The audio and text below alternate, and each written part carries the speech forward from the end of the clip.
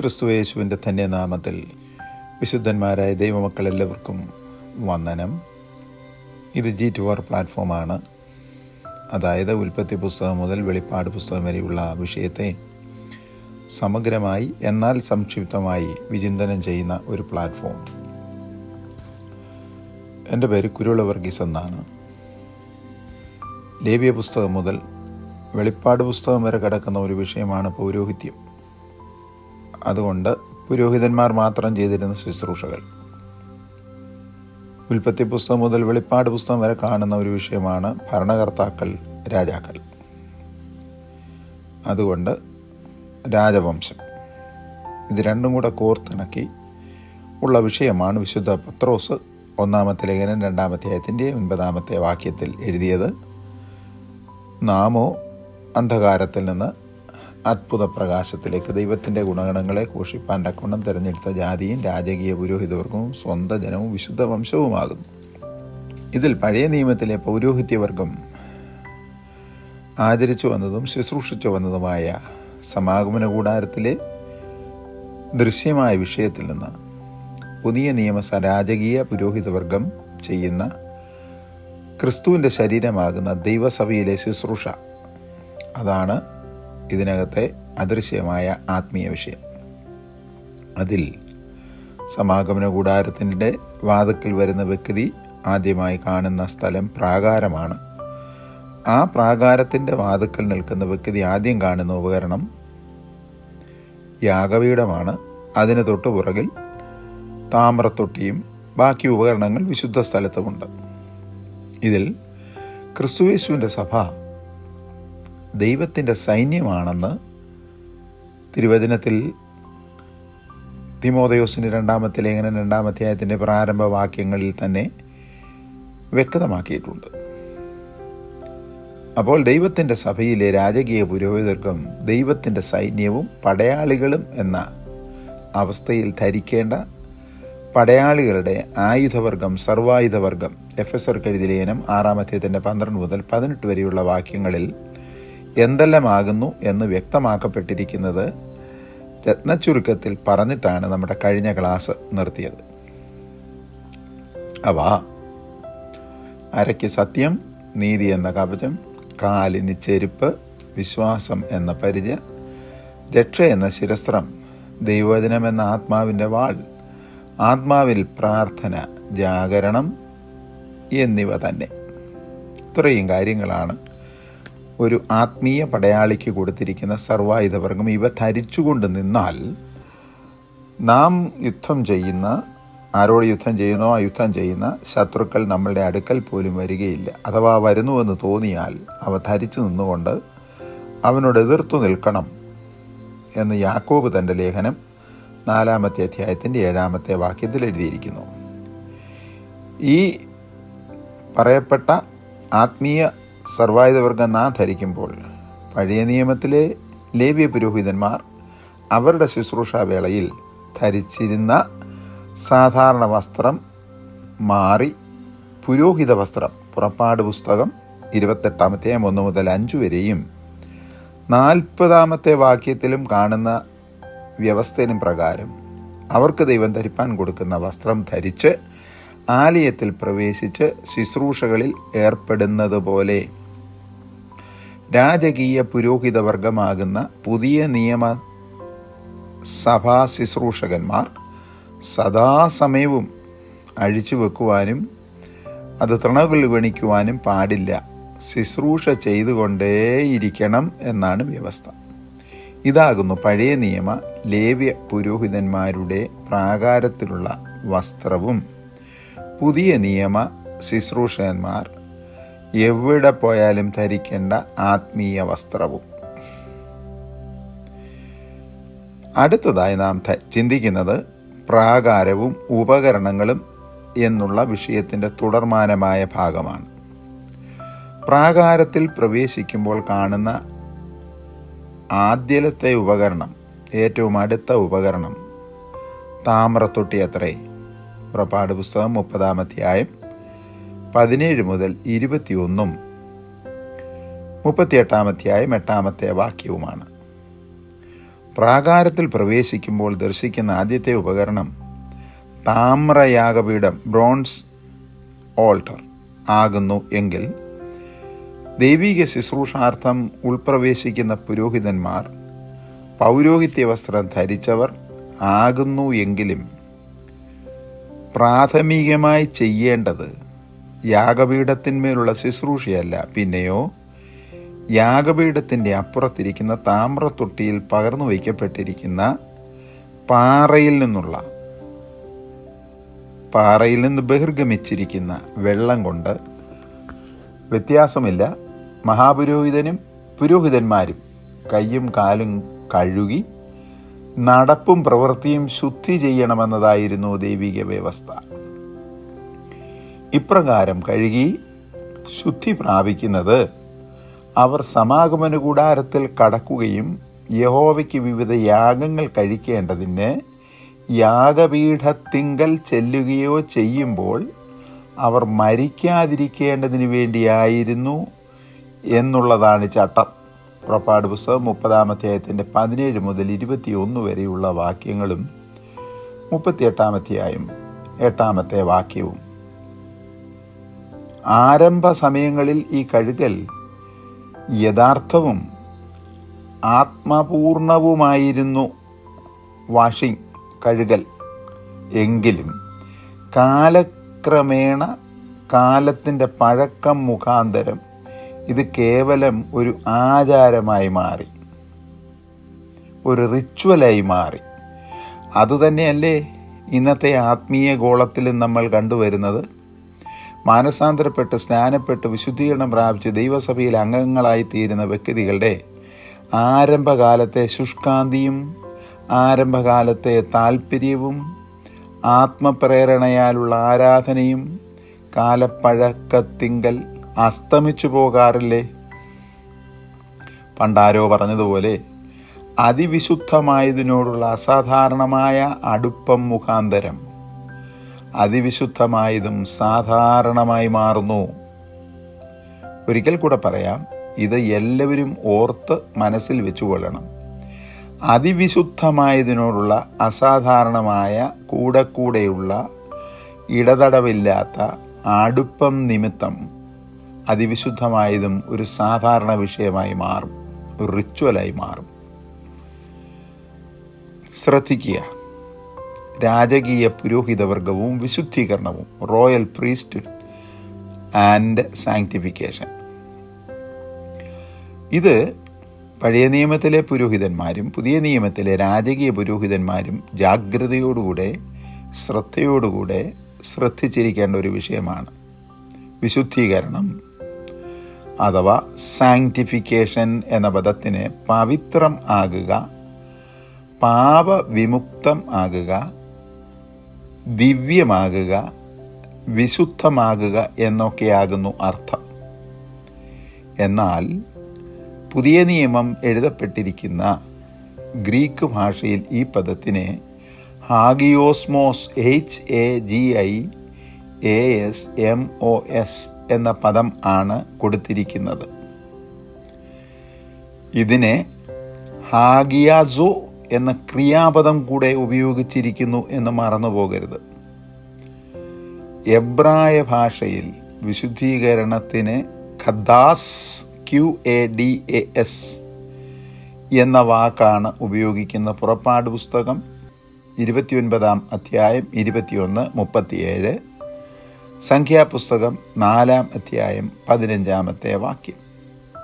പഴയ നിയമ ശുദ്ധീകരണവും പുതിയ നിയമ ശുദ്ധീകരണവും തമ്മിൽ വലിയ വ്യത്യാസമുണ്ട്. പഴയ നിയമത്തിലെ ശുദ്ധീകരണങ്ങൾ ശ്രദ്ധിക്കുക. യെശയ്യാപ്രവചനം 6-ാം അധ്യായത്തിൽ ഊസിയ രാജാവ് മരിച്ച ആണ്ടിൽ യെശയ്യാവിനുണ്ടായ വ്യക്തിപരമായ ഒരു ദർശനവും അനുഭവമാണ് രേഖപ്പെടുത്തിയിരിക്കുന്നത്. 6 ചിറകുള്ള ദൂതന്മാർ, സറാഫുകൾ, 2 ചിറകുകൾ കൊണ്ട് പാദം മൂടി, 2 ചിറകുകൾ കൊണ്ട് പറന്നു നിന്ന്, 2 ചിറകുകൾ കൊണ്ട് മുഖം മൂടി, ഒരുവനോട് മറ്റൊരുവൻ മുഖം നോക്കാതെ വിശ്രമരഹിതരായി വിളിച്ചു പറയുന്ന പദം പരിശുദ്ധൻ പരിശുദ്ധൻ പരിശുദ്ധൻ എന്നാണ്. അതിന് ഉറുദു വേദപുസ്തകത്തിൽ എഴുതിയിരിക്കുന്ന പദം ഖദൂസ് ഖദൂസ് ഖദൂസ്. എബ്രായ ഭാഷയിലും ഖദാസ് എന്ന പദത്തിന് വിശുദ്ധീകരിക്കുക എന്ന അർത്ഥമാകുന്നുവല്ലോ. ഉറുദുവിലും അതേ പദമാണ് കൊടുത്തിരിക്കുന്നത്. പഴയ നിയമത്തിലെ ശുദ്ധീകരണങ്ങൾ എങ്ങനെയൊക്കെയാകുന്നു എന്ന് ശ്രദ്ധിക്കുക. കടിഞ്ഞൂലായി പിറക്കുന്നതിനെ ഒക്കെ യഹോവയ്ക്കായി ഖദാസ് ചെയ്യണം, ആഗിയാസോ ചെയ്യണം. കാരണം അത് യഹോവയ്ക്കുള്ളതത്രേ. പുറപ്പാട് പുസ്തകം 13:2.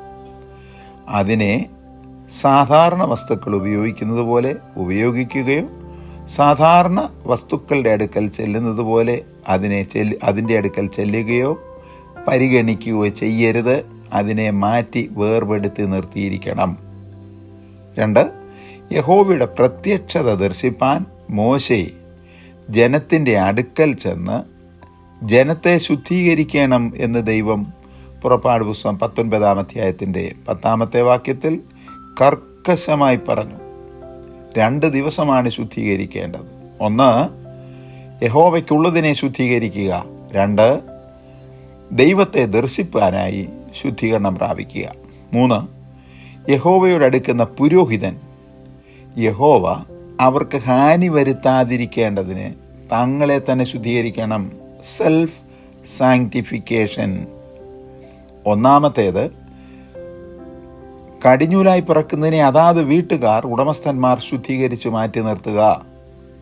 മറ്റ് വിഷയങ്ങളോടുകൂടി അതിനെ ഇടകലർത്തരുത്. 2. യഹോവയാകുന്ന ദൈവത്തെ ദർശിക്കണമെങ്കിൽ സമൂഹമായി പാളയം മുഴുവൻ ശുദ്ധീകരിക്കുക. 3. യഹോവയുടെ അടുക്കൽ എടുക്കുന്ന പുരോഹിതൻ വ്യക്തിപരമായി ഇൻഡിവിജ്വൽ സാങ്ക്ടിഫിക്കേഷൻ, തങ്ങളെ തന്നെ ശുദ്ധീകരിക്കുക. പുറപ്പാട് പുസ്തകം 19-22 വാക്യം. അടുത്തത് മഹാപുരോഹിതൻ്റെ ശുദ്ധീകരണമാണ്. അഹരോൻ മഹാപുരോഹിതൻ യഹോവയ്ക്ക് ശുശ്രൂഷ ചെയ്യേണ്ടതിന് അവൻ്റെ പുത്രന്മാരും അവരെ അഭിഷേകം ചെയ്ത് കരപൂരണം ചെയ്ത് വിശുദ്ധീകരിക്കണം. പുറപ്പാട് പുസ്തകം 28-ാം 41, 29, 27. കരപൂരണം എന്നുള്ള വിഷയത്തെക്കുറിച്ച് അല്പം കഴിഞ്ഞിട്ട് ശ്രദ്ധിക്കാം. 5. യഹോവ സമാഗമന കൂടാരത്തെയും യാഗപീഠത്തെയും അഹരോനെയും അവൻ്റെ പുത്രന്മാരെയും ശുദ്ധീകരിക്കണം എന്നെഴുതിയിരിക്കുന്നു. പുറപ്പാട് ദിവസം 29-ാം 39 മുതൽ 44 വരെ. എന്ന് പറഞ്ഞാൽ ആരാധന സ്ഥലത്തെയും ആരാധന നടത്തുന്നവരെയും ആരാധന നടത്തുന്നവർക്ക് സഹായികളായി നിൽക്കുന്നവരെയും ശുദ്ധീകരിക്കണം.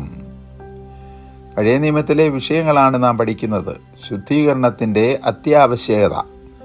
ശബത്തിനെ ശുദ്ധീകരിക്കണം. ശബ്ബത്ത് എന്ന് പറഞ്ഞാൽ വിശ്രമ ദിവസം.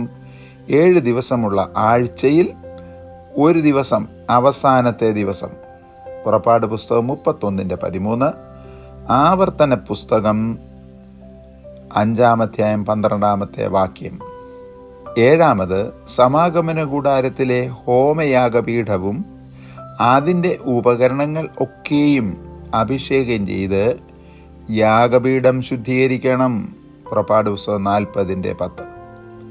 7-ാമത്തെ വിഷയമാണ് നമ്മൾ പഠിച്ചത്. ഇപ്പോൾ പഠിക്കുന്നത് സമാഗമന കൂടാരത്തിലെ ഉപകരണങ്ങളിൽ ആദ്യം കാണുന്ന യാഗപീഠം ആരാധന ശുദ്ധീകരിക്കപ്പെട്ടതായിരിക്കണം. 8. താമ്രത്തൊട്ടി, അതിൻ്റെ കാല് എന്നിവയെ അഭിഷേകം ശുദ്ധീകരിക്കണം. പുറപ്പാട് 40-11. താമ്രത്തൊട്ടിയിലെ വെള്ളമെടുത്താണല്ലോ കൈകാലുകൾ കഴുകുന്നത്. നടപ്പിനെയും പ്രവൃത്തിയെയും ശുദ്ധീകരിക്കണം എന്ന് വളരെ കർക്കശമായി ദൈവം പറഞ്ഞിരിക്കുന്നു.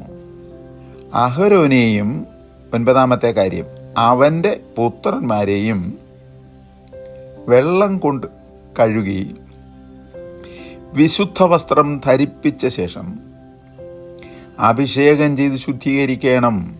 അപ്പോൾ വെള്ളം കൊണ്ട് കഴുകി പൗരോഹിത്യ വസ്ത്രം ധരിപ്പിച്ച ശേഷം തലയിൽ അഭിഷേകജലം ഒഴിച്ച് അഭിഷേകം ചെയ്യണം. പുറപ്പാട് പുസ്തകം 40-ാം 12-13 വാക്യങ്ങൾ.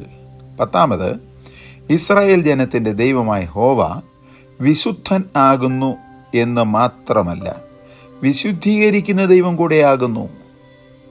ലേവ്യ പുസ്തകം 20:7-8, 21:9, 15, 23, 22 9-16 വാക്യങ്ങൾ.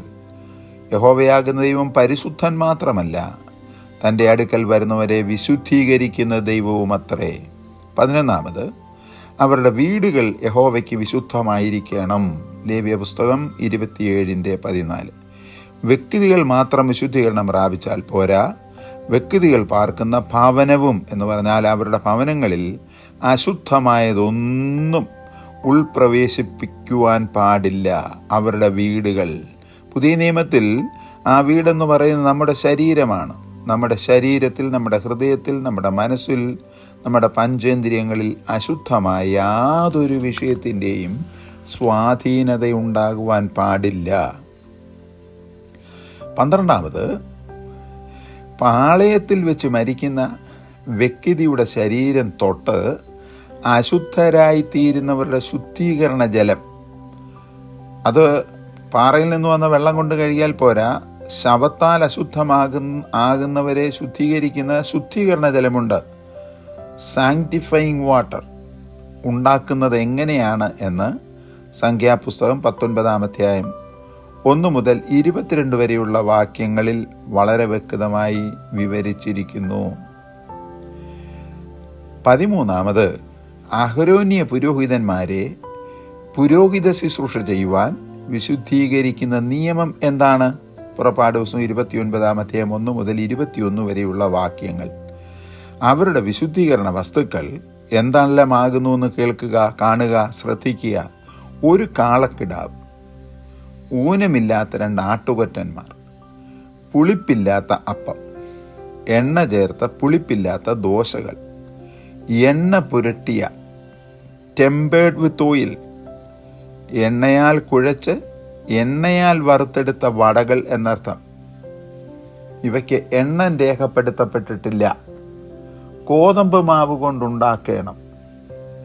അനന്തരം അഹരോനെയും പുത്രന്മാരെയും സമാഗമന കൂടാരത്തിൻ്റെ മുൻപിൽ കൊണ്ടുവന്ന് വെള്ളം കൊണ്ട് കഴുകിയ ശേഷം പുരോഹിത വസ്ത്രം, പുറപ്പാട് 28 1 മുതൽ 8 40 വാക്യങ്ങൾ ധരിപ്പിച്ച ശേഷം അഭിഷേക തൈലം 30 22 തൊട്ട് 33 വരെയുള്ള വാക്യങ്ങൾ തലയിൽ ഒഴിച്ച് അഭിഷേകം ചെയ്യണം. പുറപ്പാട് 29 1 മുതൽ 9 വരെയുള്ള വാക്യങ്ങൾ. ഇങ്ങനെയാണ് അവരെ കരപൂരണം ചെയ്യേണ്ടത്, കോൺസിക്രേറ്റ് ചെയ്യേണ്ടത്. കരപൂരണം എന്ന വിഷയത്തെക്കുറിച്ച് പിന്നീട് ചിന്തിക്കാമെന്ന് ചില വരികൾക്ക് മുൻപേ നമ്മൾ കേട്ടതാണല്ലോ. വ്യക്തികളെ ശുശ്രൂഷയ്ക്ക് വേണ്ടി വേർതിരിക്കുന്നതിന് വേണ്ടി നടത്തുന്ന ശുശ്രൂഷയാണ് കരപൂരണ യാഗം എന്ന് പറയുന്നതിൽ പുരോഹിതനെ ശുശ്രൂഷയ്ക്ക് വേണ്ടി വേർതിരിക്കുന്നതിന് എന്തെല്ലാമാണെന്നൊന്ന് നോക്ക്. പഴയ നിയമത്തിൽ ഒരു കാളക്കിടാവ്, ഊനമില്ലാത്ത 2 ആട്ടുകൊറ്റന്മാർ, പുളിപ്പില്ലാത്ത അപ്പം, എണ്ണ ചേർത്ത പുളിപ്പില്ലാത്ത ദോശകൾ, എണ്ണ പുരട്ടിയ എണ്ണയിൽ കുഴച്ച് എണ്ണയിൽ വറുത്തെടുത്ത വടകൾ, എണ്ണമില്ല അതിന്. ഇത്രയും കാര്യങ്ങൾ ആണ് കരപൂരണയാഗത്തിന് വ്യക്തികളെ പ്രതിഷ്ഠിക്കേണ്ടതിന് വേണ്ടി, കോൺസിക്രേറ്റ് ചെയ്യേണ്ടതിന് വേണ്ടി ഉപയോഗിക്കുന്ന വസ്തുക്കൾ ആ യാഗത്തിന് ഉപയോഗിക്കുന്നത്. ഇത്രയും കാര്യങ്ങൾ ഉപയോഗിച്ചിട്ടാണ് പഴയ നിയമത്തിലെ പൗരോഹിത്യ ശുശ്രൂഷയ്ക്ക് വേണ്ടി വ്യക്തികളെ വേർതിരിച്ചത് എങ്കിൽ പുതിയ നിയമ രാജകീയ പുരോഹിത വർഗമാകുന്ന നമ്മെ പൗരോഹിത്യ ശുശ്രൂഷയ്ക്ക്, രാജകീയ പൗരോഹിത്യ ശുശ്രൂഷയ്ക്ക് വേർതിരിച്ചത് കാളയോ ആട്ടുകൊറ്റനോ പുളിപ്പില്ലാത്ത അപ്പമോ എണ്ണ ചേർത്ത പുളിപ്പില്ലാത്ത ദോശകളോ എണ്ണ പുരട്ടിയ വടകളോ യാഗം കഴിച്ചിട്ടാണോ? ഒന്നുമല്ല. ലോകത്തിൻ്റെ പാപത്തെ ചുമക്കുന്ന ദൈവപുത്രനായ ക്രിസ്തുയേശു എന്ന ദൈവത്തിൻ്റെ കുഞ്ഞാടിനെ ദാസനായി തന്നെ സമർപ്പിച്ച ആ കാളക്കിടാവിന് നിഴലാണ് പൊരുളായ ദൈവപുത്രനെ സ്വയം യാഗമായി തീർത്തിട്ടാണ് നമ്മെ രാജകീയ പുരോഹിതവർഗമാക്കി തീർത്തതെങ്കിൽ ഇത് പണം കൊടുത്തു വാങ്ങിയ പുരോഹിത്യമല്ല, ഇത് ഗോത്രത്തിൽ ജനിച്ചിട്ട് ലഭിച്ച പൗരോഹിത്യമല്ല, ഇത് സെമിനാരികളിൽ നിന്ന് തന്ന പൗരോഹിത്യമല്ല, ശുശ്രൂഷ ചെയ്യുന്ന പ്രസ്ഥാനം തന്ന പൗരോഹിത്യമല്ല. രാജകീയ രാജാധിരാജാവും ദൈവാധിദൈവവും മഹാപുരോഹിതനുമായി യേശു ക്രിസ്തു സ്വയം യാഗം കഴിച്ചിട്ട് തൻ്റെ പരിശുദ്ധ രക്തം നമ്മളുടെ ജീവിതത്തിൽ നമുക്ക് തന്ന് പരിശുദ്ധാത്മാവിനാൽ അഭിഷേകം ചെയ്ത് നമ്മളെ പൗരോഹിത്യവർഗമാക്കി കരപൂർണയാഗത്തിൽ കൂടെ ശുശ്രൂഷയ്ക്ക് യോഗ്യരാക്കി തീർത്തതല്ലാതെ സ്വന്തം പ്രവൃത്തി കൊണ്ട് തന്നതല്ല. ഈ മൃഗങ്ങളെ അവർ സമാഗമന കൂടാരത്തിൻ്റെ മുൻപിൽ കൊണ്ടുവന്ന് യാഗമർപ്പിക്കണം. തുടർന്ന് നമുക്ക് പഠിക്കാം. ദൈവമേ, അങ്ങയുടെ പരിശുദ്ധാത്മാവ് ഞങ്ങളെ സഹായിച്ച് തിരുവചനത്തിൻ്റെ സത്യം ഗ്രഹിപ്പാൻ സഹായിക്കണം. യേശുവിൻ നാമത്തിൽ തന്നെ.